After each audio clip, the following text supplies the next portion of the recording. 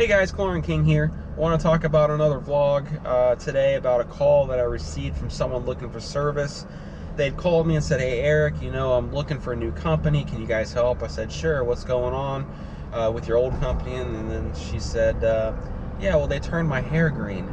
And before I get back to the story, I do want to talk about how that actually happens. So, everyone always thinks that when your hair turns green, oh, it must be high chlorine.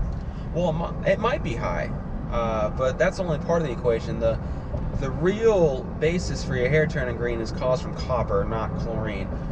Chlorine's a contributing factor, but it's not the cause. So what happens is if you have a pool that's highly, has a high content of copper, and you go to pour chlorine in it, or if the salt system's generating a lot of chlorine, it oxidizes the copper, and then what happens is when you go swimming in the pool, it bonds to the protein in your hair, and that's why you come out of the pool, with green hair. So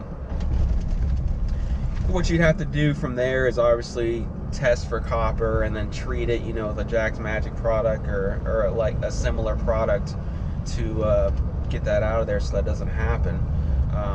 So anyways, to get back to the story, I already knew what the cause was, but I was asking her questions like, hey, how's your pool been taken care of? And apparently they had just moved in and the pool's green.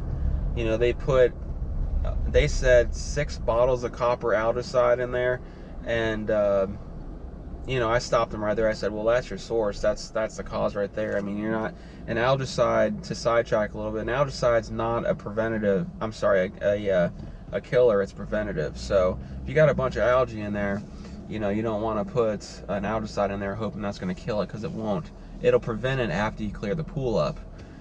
So you could always get around that. I like to use a nice polyquat algaecide, so you're not putting copper into the water, because that doesn't contain copper. So those are all just things to take note of and realize what you're putting in the water and what can happen if you mix things up. So as always, like and subscribe. Stay tuned for great new videos, and have a good day, everyone.